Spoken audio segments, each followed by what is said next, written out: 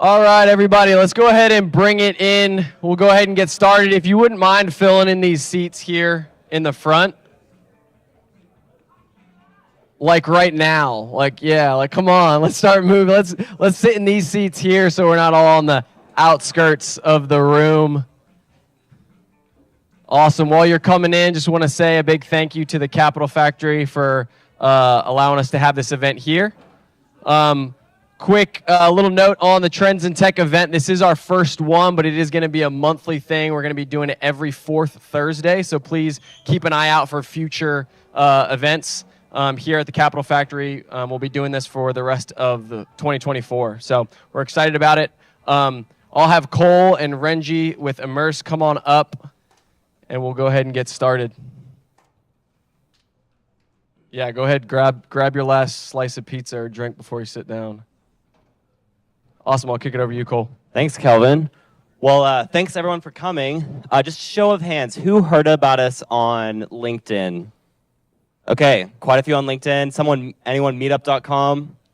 Awesome. Well, like Kelvin said, we'll be here fourth Thursday of every month. Track our socials. We'll have a new founder every week, but really excited about Renji for coming. Can we give it up for Renji for being here? Awesome. Renji. So Renji is the founder of Immersed. They're a VR startup specifically for workplace collaboration. They're partnered with Meta, TikTok, and Microsoft, and you've raised over $86 million to date. Is that right? Yeah. Incredible. Awesome. He also has a master's in computer vision and machine learning from Georgia Tech and was a Techstars portfolio founder. Let's give it up for Renji one more time. Awesome. Well, thanks for being with us. To get started, and we'll have time for Q&A at the end, so if you guys want to think about some questions, it's a real honor to get to interview someone like Renji. Can you tell us a little bit about your background? I know you put in your LinkedIn that you dropped out of your PhD program to start Immersed. Would love to hear a little bit about kind of what inspired you to do that and kind of how you got where you are currently. Yeah, so I mean, this is honored. You guys can hear me, right? I was actually pre-med in undergrad with math and computer science.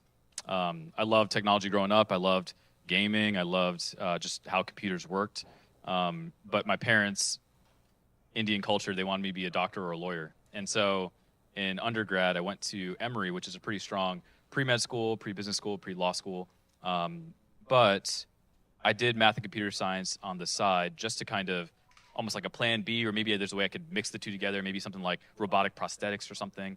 But by the time I graduated undergrad and took my MCATs, it did well, applied to med schools, got into med schools, and it really came down to me getting the letters and accepting it. And I just couldn't pull the trigger. I was like, man, I just know that if I were to go down this path, it'd be for the wrong reasons. I knew it wasn't something I was crazy passionate about. I'd done a couple of different shadowing, I guess a few different weeks with different groups like cardiothoracic surgery, neurosurgery, orthopedic surgery. And I just, like, not that I didn't want to help people, but every day when I would wake up, it just didn't seem like the lifestyle I would enjoy. So I ended up throwing all my acceptance letters in the trash. And my parents were super upset at me, right? It's a bold move. Yeah. Like, from their perspective, think about, like, immigrant Indian parents moving to the U.S., their kid doing decent, and being able to get into med schools where a lot of the other kids, you know, kind of in the Indian community wanted to and couldn't get in, yet Renji sort of squandered it, threw it in the trash. And so they were extremely angry with me. But when I started my first job as a software engineer, I didn't realize that I was pretty good at it because I only started coding when I was 20. So like my second year or third year of undergrad, the second half of undergrad, I know like Elon Musk and Mark Zuckerberg started coding when they were like 8 or 6 years old or whatever. Whereas for me, I started halfway through undergrad and I didn't realize that I was gifted at that. And so when I got these different jobs after undergrad, I was very quickly sort of climbing sort of the technological corporate ladder, so to speak. And it was very clear that corporate America wasn't a good fit for me, at least personally, because it felt a little bit more like a political game that I wasn't understanding at the time, at least. I was getting promoted for doing good work, but then I had coworkers who were very sort of angry, jealous, envious, whatever, because I wasn't, I guess, wiggling my way to the top based on status or friendships or relationships or whatever. And so eventually I ended up quitting all of that and focusing on a PhD in computer vision and machine learning at Georgia Tech. So self-driving cars, autonomous drones, things like that. And after about 3 years when I realized, dang, I'm only barely halfway through.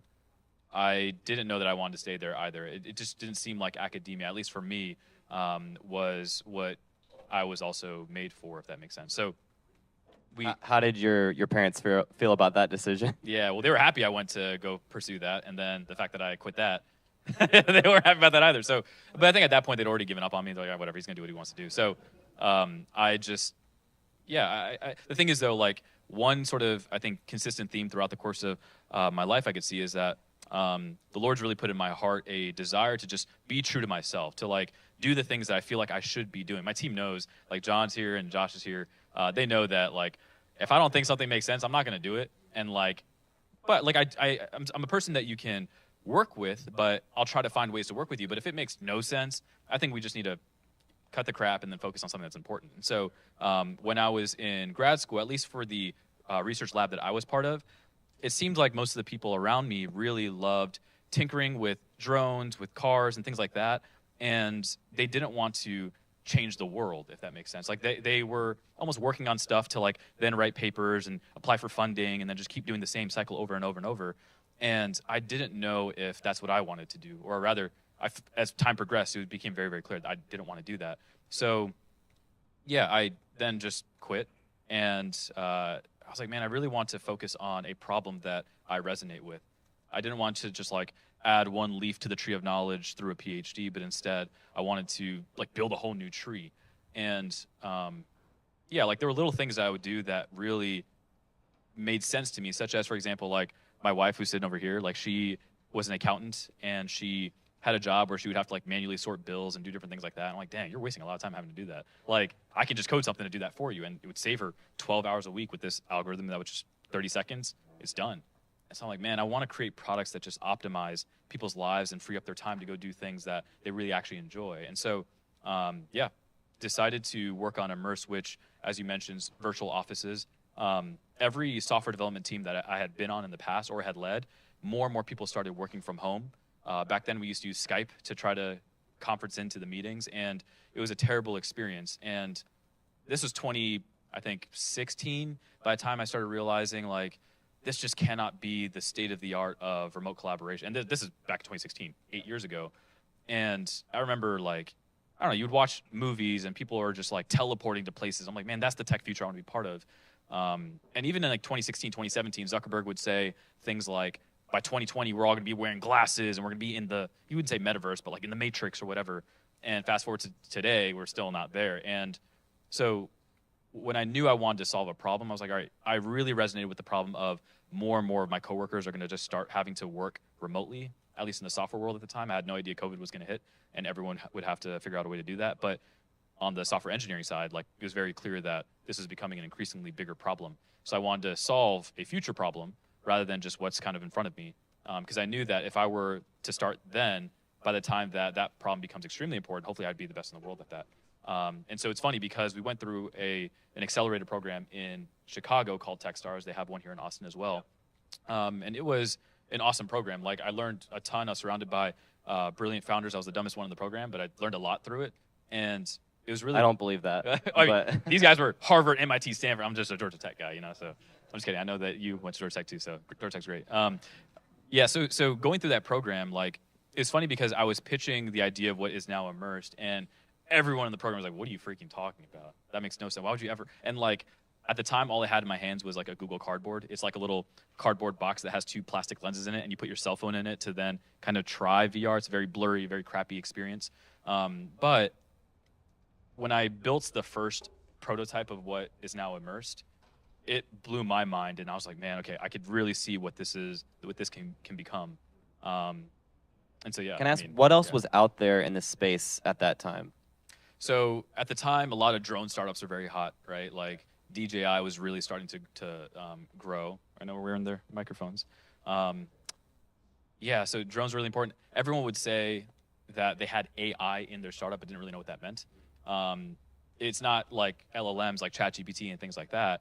Back then, it was more, I guess, more similar to autonomous navigation type stuff or using data to find trends. But people would just say it and not really have any sort of AI element. It was just a hype word. VR was entering its, I what do you call it? Kind of the trough of sorrow at that point, because quick history lesson, in 2012, Palmer Luckey, the founder of Oculus, started the company. 2014, he sold it to Meta for $2 billion cash up front, $1 billion earn out, so $3 billion. By the way, he's my age. Like, he was 22 at the time or something crazy, or sorry, 23 at the time. And Meta purchased them, for about $3 billion kind of total. And Zuckerberg was pitching this crazy vision of the Matrix, and all these VCs, venture capitalists, were throwing money at startups who would just say the letters V and R at the end of their company name. And so, but then 2014, 2015, 2016, you had the rise and fall of all these different types of VR startups. And then 2017, enter Renji with Immersed. There's no VC money left. And I didn't know, like, because I actually didn't come from VR at all. Like, I didn't know about what that was going on with that history there. I just knew that I wanted to solve a problem. And little did I know, a couple of years later when COVID had hit, it became one of the top apps on the MetaQuest store. So yeah, that's awesome. So I know a lot of VR startups have focused on gaming. Can you share why workplace? Like, why did you pick that niche? Well, I'll say this, like, I'm a huge Halo person. That's on the Xbox. I don't think VR gaming can really replace Xbox or PS gaming right now, or even PC gaming. But, and I'm not even that big of a gamer. So for us, like, even the vast majority of people on our team, for example, they just don't come from the VR gaming world. They don't come from VR. They're not VR hobbyists. They mainly only use AR VR devices for work. Like, and so that's why we kind of feel like a kind of awkward, like, stepchild sort of thing in the VR space, because our startup is very different from every other VR company in the space. We're very, very focused on productivity and workplace applications. And that's sort of why Meta back in 2021, 2022 wanted to acquire a company, and then Google last year as well, is mainly because as time has progressed, especially post-COVID, it's become increasingly obvious how AR, VR can be a lot more helpful for practical use cases like work, as opposed to kind of the perception that the public has, which is like it's sort of this gaming toy thing. And then when Apple released the Vision Pro a couple of months ago, the world saw how you can now replace your physical monitors with their headset, except for it's a $3,500 headset and it weighs 1.5 pounds on your face. And so a lot of people started returning it. But it made it very clear this is the first time in human history you can have a VR headset on without seeing any pixels at all. It's 4K per eye. It's pretty crazy. So for us, this has been sort of a defining moment, a very sort of catalytic event for us, because it's so crazy. Just because Apple has validated the space, our revenue is flying through more than we've ever seen in the history of the company, which is really cool. Or just from the ripple effects of Apple. So.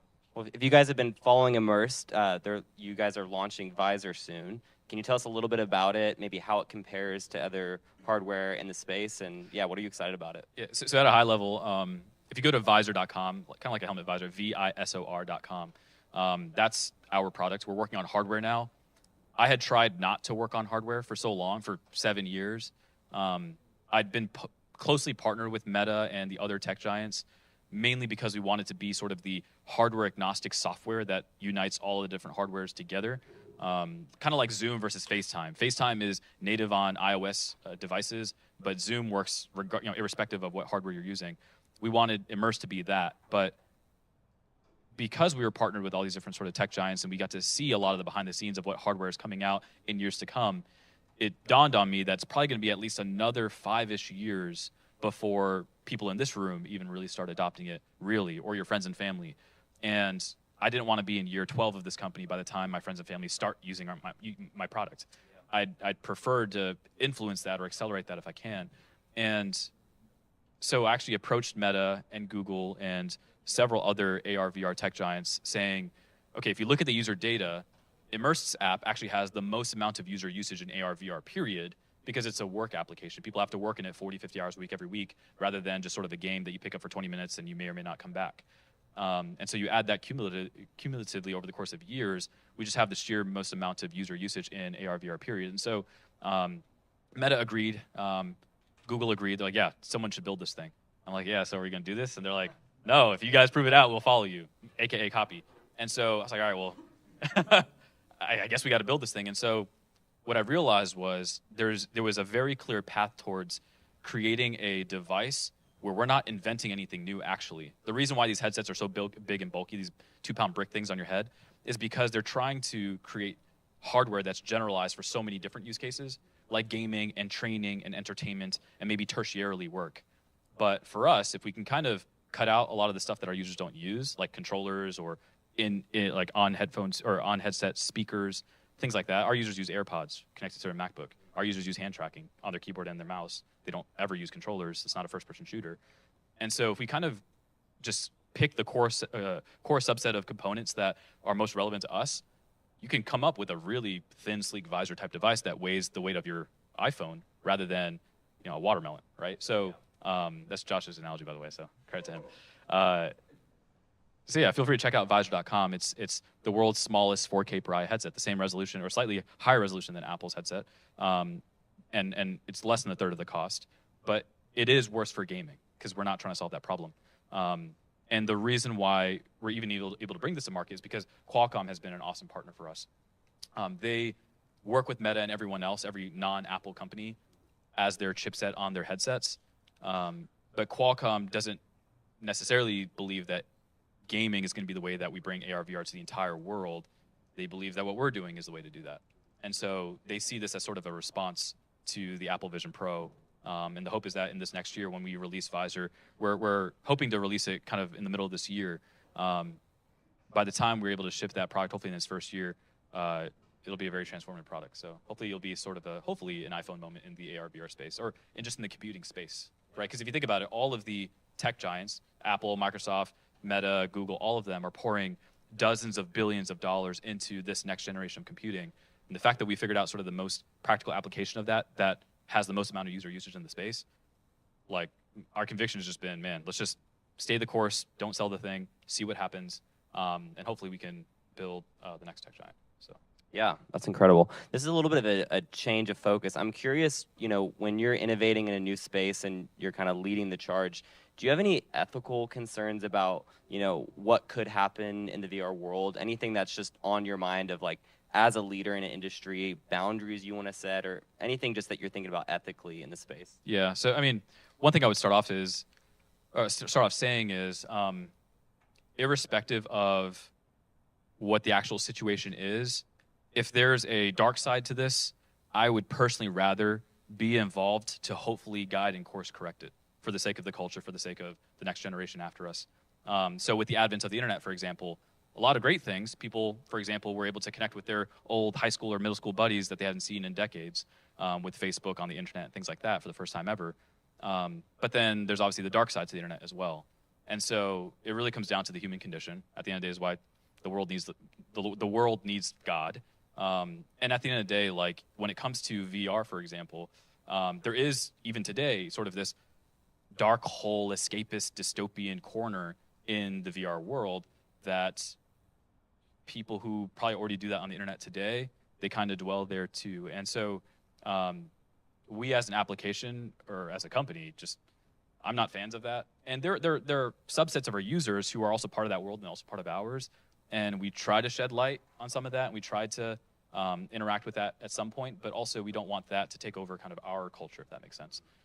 Because we not only want to protect the type of culture that we have as a company and as a product and as a community in our application, but we also want to promote a type of culture too.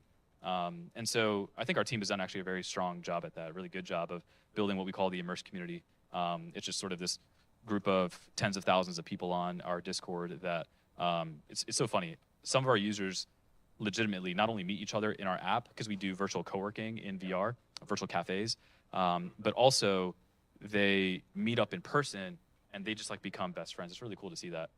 They actually flew our head of community at the company to Denver, paid for his hotel and everything. They just all hung out with him there. It was really cool. But which I've never even heard of communities that like gather around the iPhone. I've never heard of that. But it's really cool to see how people are building relationships in our app or in our virtual cafes. But yeah, when it comes to kind of the dangers of this sort of next generation of computing, it's something that we're very cognizant of. It hasn't gotten to the point where there's like crazy stuff happening just yet, but we're starting to see small signs of it. And we are already starting to kind of course correct as we see that. But what I will say is I would rather be able to influence that rather than just sort of be a bystander that just like points the finger and wishes that someone did something about it. Yeah, absolutely. Well, I'm just getting to know you, but from what I know so far, I'm glad you guys are leading the space. We've got maybe 1 or 2 more questions, and then we'll come to the crowd, so if you guys want to have some ready. I'm curious what your pulse is on kind of just the trends. I'm thinking about, during COVID, everyone doing virtual remote working. It felt like once we came out of that, there was just like such a hunger and need to more just like human interaction. How have you seen the trend as far as like demand for virtual co-working, and do you see that going up? What's your feeling of the pulse? Well, I mean, one common misconception is that our team is building this product because we love remote work. We're building it because we hate remote work. We want people who have no choice but to work remotely or to be on a hybrid team. We want to bring them together, irrespective of if 4 of you are in the office and 7 of you are working from home because you're in different states or countries. We want all of you to be able to have a uniform experience as much as possible. But also at the same time, the cool thing about when you're working at home and you have a headset on, you don't have to just stare at your same 4 walls in your home office, but instead you put the headset on and you're in like a virtual cafe. You change your environment. It helps you enter this mode of deep work more frequently and for longer periods of time. So also, the amount of work that you would have gotten done in 40 hours previously, you could probably now get done in about 20 hours, which is really cool. Just seeing people's productivity go up. So it saves people's times. We don't want to build an app that people are just glued in for 168 hours a week, but instead we'd rather the type of application where maybe you get all your work done in 5 to 6 hours in a day, and then you take the headset off and you're back with your family and your friends. You're spending more time with them, right? Yeah. So yeah, I mean, I just don't, I don't believe in a world where technology has to be something that's bad for society. I think that there's a way, and it's actually a fun puzzle, to figure out how do you align incentives with what's healthy for human nature, alongside building a tech company that has positive impact, right?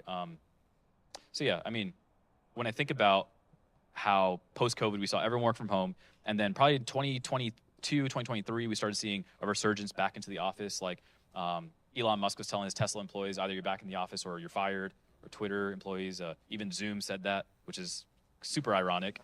Yeah, Zoom requires you to be in office now, which is weird. And even Zuckerberg laid a ton of people off. And yeah, it's just, we realize at the end of the day, like, there's no perfect solution. It depends on the team culture. It depends on all these things. But we even see people even now putting on headsets in the office to tune out their employees or their coworkers who are just doing water cooler talk all day, and just kind of getting nothing done anyway.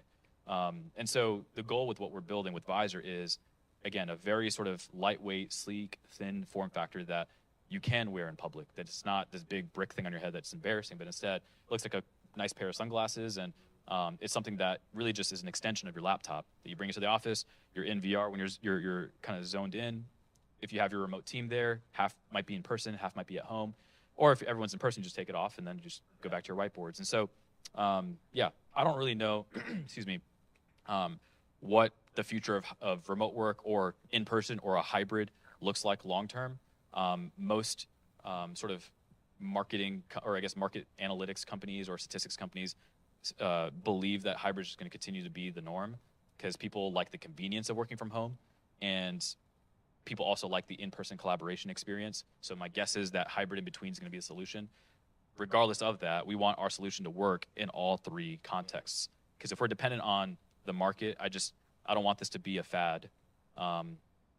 Yeah, like, Clubhouse was around during COVID, and then where is it today? We don't know. Yeah. So for us, like, at the end of the day, as long as our product is providing value for people, it's net positive from a productivity standpoint, and we believe that companies are saving money because their employees are able to get way more done in less time, we believe that there's going to be need for this no matter what. And again, it also helps that all the tech giants are pouring their dozens of billions into R&D for this space, and we're the most practical application of that. Yeah, that's awesome. Okay, last question from me. Where do you see Immersed in 5-10 years? If you could just envision a beautiful future, what would it look like? Probably in 2 years we'll acquire Apple. Okay. I'm just kidding. I'm kidding. We would never acquire them. I'm just kidding. 5 or 10 years? 5 years and 10 years feel pretty different for me. You choose which one. Yeah. Well, I'll say in 5 years, because I have no idea what's going to happen even in 1 year. I mean, in 5 years, I would like for our company to be one of the main contenders in the space for AR, VR. Meaning, like, right now, when you go down the street and you ask people, like, hey, who do you think is kind of the most prominent VR technology company? People would say Meta or Apple. But I would like our name to be on that list, mainly because, again, I'm personally more of a fan of an AR VR future that my team builds versus Meta or Apple. Apple I feel a little bit better about than Meta's version of it, but I think that our team has a pretty compelling and net positive version of that for the world. And I know the people and the culture that we're building there, it is very, very distinct from what you see at sort of the current tech giants now. So. Yeah. Awesome. Well, thank you so much. Let's open it up to the crowd. Some questions for Renji. Awesome. Yeah, right here. Got a really basic one. Just for the visor headset, what kind of price point are you kind of targeting? Because Apple Vision very expensive. But just curious. Yeah, it's interesting to see the different approaches. Like Meta is trying to create the cheapest version. They're working. Apparently, rumor has it that they're working on like a $200 or $300 headset, but they're also lowering the age restrictions because they're trying to target like 10-year-olds. And so we're not a gaming company. I don't really have a desire for that. And we also don't have a desire for creating a $4,000 headset either. We think that somewhere in that sweet spot of, I guess this is the kind of mindset I have. If my laptop is about $1,500 to $2,000 and I'm using a headset as sort of a peripheral secondary device, it definitely shouldn't be more than my laptop. So that kind of rules out the Apple Vision Pro, at least in my book. Visor itself right now, we've been able to get our bill of materials down to about $900, which sounds expensive, but it's because it is 4K per eye. So think about the fact that you get the quality of the Apple Vision Pro slightly even higher because theirs is 23 million pixels total. And it's more pixels than a television, like a 4K television per eye, right? So you got two on your face. But ours is slightly higher than theirs. And at the same time, it's something that you can put in your backpack alongside your laptop, and you can go to a coffee shop, pull it out, and just get to work real quick, right? So the bill of materials is $900. However, we've figured out a way for us to be able to actually sell it for $400 upfront, but then sort of like a $40 per month subscription for 2 years, right? So it works out where we can kind of allow people to space out or spread out the payments so it doesn't hurt as much. But also at the same time, we're seeing just a lot of interest on the enterprise side of things, and companies are willing to spend a lot more money for that. There's even companies now buying tens of thousands of Apple Vision Pros like for their own employees, which is pretty crazy. So we think that because we're beating Apple on price point, but it's also not a cheap plastic toy device that's like just a couple $100, we feel like we're kind of in a good position there. Awesome. Yeah, right here. Hi, Renji. Love the talk. The versions accommodation conflict is pretty bad in a lot of the headsets, especially if you're playing a game looking near, far, or watching a movie that shows something close and then far distance, and your eyes are stuck at that one focal length. It probably doesn't matter as much for work because your current flat screens are at a static distance from you. But with the visor set of optics and displays, are you doing anything different, or do you have plans to address this? Because none of the public tech companies even talk about it. Yeah, so Meta is the one who's kind of the leader in R&D for this. So to kind of explain it to those who aren't familiar with that, the problem with VR is everything is at a very sort of fixed focal length or distance from your eyes. And when you're trying to get your brain to focus on something that's virtually further away versus something that's virtually up close, it starts like kind of messing with your brain, and it's not very helpful for long-term usage, or not even long-term over the course of like weeks and months and years, but more so even just for a long session. And so Meta has a lot of R&D on this. I don't know if you have you looked at some of their stuff. It's actually pretty.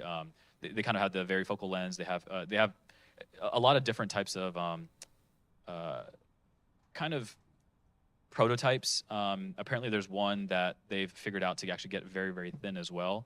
But for us, at least, I'm mainly focused on solving people's problems today, and that's usually a little bit more of an issue for people in gaming because they're, dealing with aliens or monsters that are like 100 feet that way, and then like, I don't know, just like stuff that's like close to you as well. Whereas for us, yeah, like you just said, static screens. It was funny. Yesterday we were at a indie game developer, independent developers studios yesterday, and I was trying to play their game. I've never played it before. It's like a first-person shooter, and the way in which you move in that environment, you don't have a treadmill or anything, so like You just use the joystick on your left controller, and it moves the environment, but you're not moving, and you can't go 2 feet without like borderline throwing up.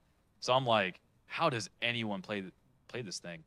There's a small subset of humans who are able to do this. I'm not one of them, and I'm not superhuman. Like, it's like 5% of people can do that without any issue, but I can't. And like, all that to say, like, Meta is working on things like omnidirectional treadmills and whatever else, and they're going to do all the R&D to figure out how do we get this to become massively adopted. I'm mainly just focusing on how do I get a person to just be more productive, sitting stationary at a desk, maybe whiteboarding with someone with their remote team. And we have 0 nausea issues in our app since 2019, right? So our users just don't really complain about that. So yeah, I can go all day about that, but it's, yeah. All that to say, we're not inventing anything new, fortunately for us. We get to just honestly use a lot of the R&D that Meta and others are kind of pouring into the space. And a lot of the manufacturers out there have commercialized versions of pieces of that are ready for manufacturing at scale. And I'm looking at that as my constraints. Out of all these things that are manufacturable, what can I use here to solve our users' problems? And fortunately for us, we have sort of this 3-year window of we can really milk what's out there right now for our use case. And Meta and Apple are actually not incentivized to build a visor type device because like Meta has tens of thousands of game developer companies that will not like that device, so it doesn't make financial sense for them. I'm mainly kind of thinking about, all right, Apple, once they see this thing working in like at scale, oh, for sure, this is what the Apple Vision is going to look like, right? Their kind of non-pro version. So, Awesome, great. We got time for a few more. Did you have one right here? Okay. Sorry, I'm going back to what is the original problem you're solving at the co-working space. So what can I imagine? What can I actually do? Yeah. Then you additionally have the glasses, Yeah. which you do in addition. And then that will be the second question. In your glasses, can you only do whatever you will explain now you can do in the co-working space, or can you also use it for other things? Oh yeah, so just at a high level, what our app does is it connects any headset to any laptop, and it creates virtual screens for your laptop. So you no longer need physical monitors. I probably should have said this pitch at the very beginning. I'm sorry. I think we assumed people knew. Sorry about that. Yeah. So it's cool because you'll see that like during COVID, this no offense if anyone works at this company, but there's this product that you can clip onto your laptop and it gives you 2 extra screens. It kind of folds in, looks kind of weird, and it went kind of viral. But then apparently a lot of people who use that thing, they just don't use it anymore because it looks a little too goofy. And it's also kind of cumbersome to bring with you. It's not kind of the best experience. But for our application, most of our users work from home, which is why we're building Visor to kind of get people out of their homes, because it's more of a we take design very seriously. We want it to be something that looks like a pair of sunglasses. It can't be a brick block thing on your head. No one's going to wear that at a coffee shop, for example, or anywhere else. And so essentially our software connects your headset to your laptop. It creates 5 virtual screens doesn't matter what computer you have, Mac, PC, Linux, whatever. And not only does it allow you to have kind of portable wireless virtual screens, but also your remote coworkers can be virtually sitting right next to you. And like, if you get too close to them, it like feels uncomfortable. It actually feels real. And 2 coders, for example, can be all around all of their screens like they used to be in the physical office, and they can just code together, right, to get things done faster. Yeah, so you could pick which screens you want to share. Yeah, correct. And we could also whiteboard together, because now how do you remotely whiteboard today? Maybe you use your mouse touchpad or something, and it's a terrible experience. In our application, you just whiteboard because it's virtual and you're remote though. And so designers get to design together. It's funny because only about 28% of our users are software engineers, 9% are designers, but then you have this sort of long tail of teachers, students, day traders, legal teams, finance teams, like just pretty much anyone who uses a computer for work.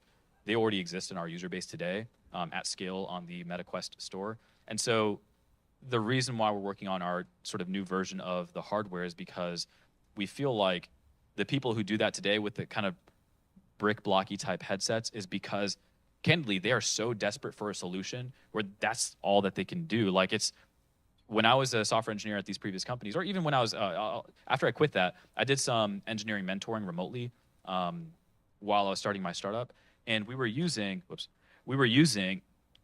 this software that let me, like, not only them share their screen but me control it. but it was just the super cumbersome process. I was like, man, I wish you were just like physically here. It's so much harder for us to collaborate together now that you're remote. And so that's where the desire to build something where I could just sit side by side with some. They have their screens, I have my screens. It's quite literally like we're in the physical office in real life, except for we're remote. You just put on the headset and you teleport to the virtual office. I don't remember your second question, but maybe I think I answered it. Yeah. Oh, yeah, you could. Yeah. Yeah, well, so so I mean, for our particular app, yeah, I mean, you don't lose any features from going from the big brick headset to visor as long as you're using our particular use case, which is work. If you're doing gaming, yeah, you miss out on a lot because our headset's not made for gaming. And I would say, like, we do get a lot of gamers. I mean, our guys on our team know all the time. We get spammed all the time saying, hey, can you, like, integrate with Steam VR and things like that? And I'm like, you got to just go buy the other headsets, man. Like, I know it looks cool, and it's 4K per eye. It's and a lot cheaper than Apple's headset. But you got to wait for someone else to build something like that for gaming, or just go buy the other headsets. They're sort of missing the point or the heart behind what we're building. We're specifically making a pair of just, I guess, not glasses. We call it visor. We're building visor for everyone who doesn't use AR VR, for everyone else, right? So every sort of use case and desire for gaming and other use cases that currently exist today, I would just say go use those headsets. Visor specifically exists for anyone who uses a laptop for work, and I would argue that's a much, much larger total addressable market than just sort of the niche VR gaming hobbyist market. So Awesome. I think we got time for one or two more. I think in the back you had a question. Yep.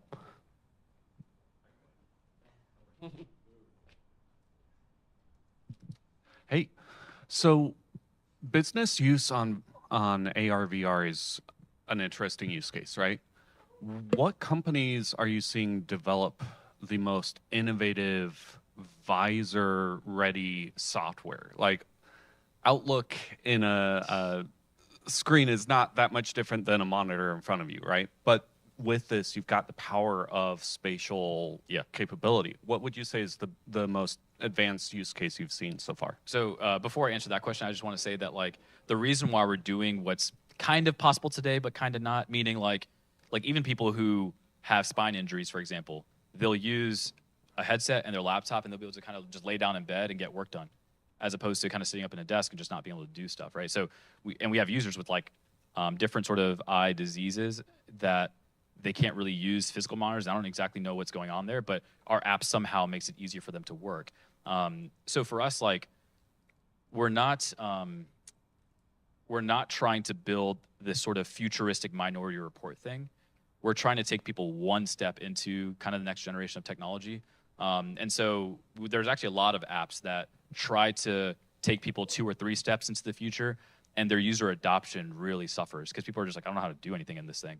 So for us, really what we're doing is we're taking people just one step into the future in regards to, it's essentially everything you already do today, except for you get a couple more features by doing this in VR.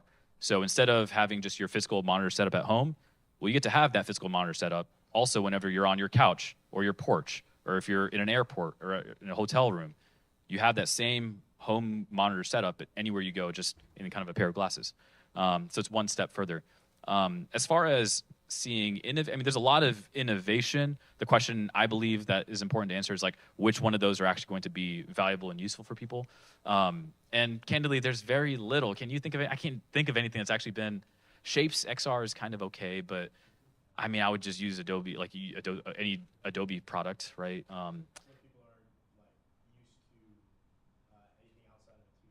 Yeah. There's very little. I'll say this: a lot of CAD software users are people who can find a lot of value with VR today in a way that 99% of everyone else can't, right? So if you were like a person who does 3D modeling for your job, and certainly maybe like in real estate, like you're an architect, and like, or you're a person who's working on concept cars for BMW or whatever, you get to put the headset on, you get to like walk around the virtual car. And that's oftentimes what a lot of VR companies try to demonstrate. Oh, this is so cool, you can do X, Y, Z, whatever, without realizing, well, only like 2% of the population even has jobs like that. So we're, again, trying to focus on the other 98%, just from a practical standpoint of, we have to build a business, and we need revenue. So, yeah, hopefully that answers your question. Awesome. Let's do one more question. Yeah, right here. A lot of VR and AR companies have remained in a very niche market and don't have a very killer app that lets them break into more success. You mentioned that you had no interest into going into some things like gaming, and that like there's other sectors of the market that are just already covered by others. So are you aiming for more of a mainstream market capture? Yeah. So, I guess like the reason why we joined VR to start with was because we couldn't solve that problem with any other technology that existed before. The problem of, is there a way for him to be at home and for me to maybe be in the office, or vice versa, but us feel like we're actually together and still be able to collaborate and get work done? There wasn't any other technology that could pull that off. If someone were to claim that Zoom does that, I don't think that's really for highly collaborative teams like engineers or designers, which software engineers are one of the most popular types of jobs these days, and that's only going to continue to grow. For us to be able to multi-screen share and feel like we're actually, oh, what's up, Michael? I didn't realize you were here. For us to be able to feel like we're actually together, I realized 8 years ago that you could do that in VR. For gaming, gaming is kind of weird to me for VR, mainly because they're competing with Xbox and PlayStation and PC gaming. Graphics are crazy. You don't have to like get up and run around, and so like your physical athleticism or lack thereof is not a barrier to your performance in PC gaming or Xbox gaming. And so it's so funny. One of our teammates, his kids tried Roblox on the actual headset, which is a very popular young kids game. And they tried it for like 15 minutes, like, oh, that's cool. And then they went back to the iPad and kept playing Roblox on there, because when you put it on the headset, you just can't perform as well in the game as you're just gonna be behind. And so all the other kids are doing way better on their iPads, and so they're like, oh, this is cool, sure, whatever, but I'm gonna get back to my iPad. So for us, yeah, like we're just not going to, like the only reason I believe we're the only application in the space that has now approaching 1.5 millennia of user usage in our app, like 15 centuries in just the past couple of years. And when you kind of think about that versus other games that just have nowhere near that amount of usage, it shows you a level of usefulness. And again, it's just people are spending their workday in it, right? So just 6 to 8 hours or whatever. We just don't, at least for us as a company, think that VR gaming is going to be the route to get critical mass adoption. But that's not to say that our headset can't port over some apps or games or things like that. We may announce some kind of integrations with some of these gaming platforms, but until that becomes a prominent use case, that is a huge revenue driver for the company. And even if it does, even at that, I feel like it's going to be very high friction for our team, because our team really loves the productivity use case. Our team, no one on our team does VR gaming. Maybe one guy, like Ryan or something, and that's it. So, yeah.